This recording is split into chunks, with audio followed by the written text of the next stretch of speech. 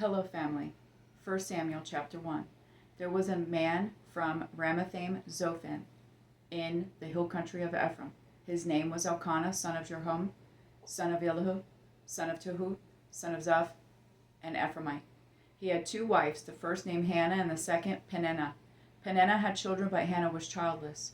This man would go up from his town every year to worship and to sacrifice to the Lord of armies at Shiloh, where Eli's two sons, Hophni and Phinehas, were the Lord's priests.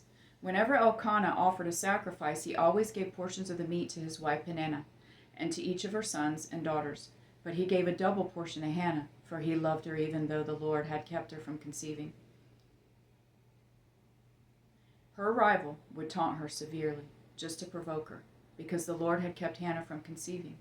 Year after year, when she went up to the Lord's house, her rival taunted her in this way. Hannah would weep and would not eat.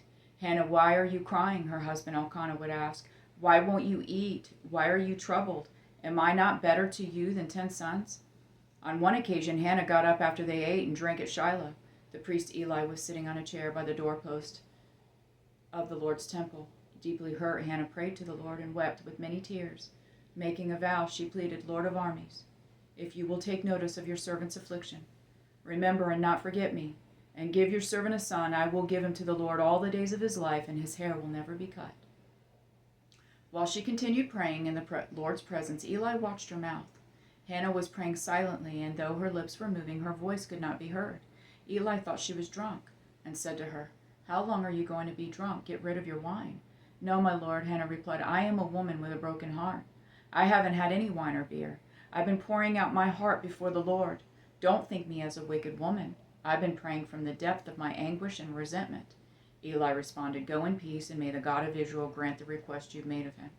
"May your servant find favor with you," she replied. Then Hannah went on her way. She ate and no longer looked despondent. The next morning, Elkanah and Hannah got up early to worship before the Lord. Afterward, they returned home to Ramah. Then Elkanah was intimate with his wife Hannah, and the Lord remembered her. After some time, Hannah conceived and gave birth to a son.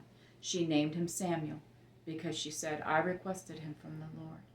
When Elkanah and all his household went up to make the annual sacrifice and his vow offering to the Lord, Hannah did not go, and explained to her husband, "After the child is weaned, I'll take him to appear in the Lord's presence and to stay there permanently." Her husband Elkanah replied, "Do what you think is best, and stay here until you've weaned him. May the Lord confirm your word." So Hannah stayed there and nursed her son until she weaned him. When she had weaned him, she took him with her to Shiloh, as well as a 3-year-old bull, half a bushel of flour, and a clay jar of wine. Though the boy was still young, she took him to the Lord's house at Shiloh. Then they slaughtered the bull and brought the boy to Eli.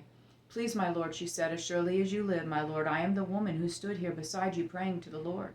I prayed for this boy, and since the Lord gave me what I asked him for, I now give the boy to the Lord. For as long as he lives, he is given to the Lord." Then he worshiped the Lord there. I love you, Jonathan and Jesse.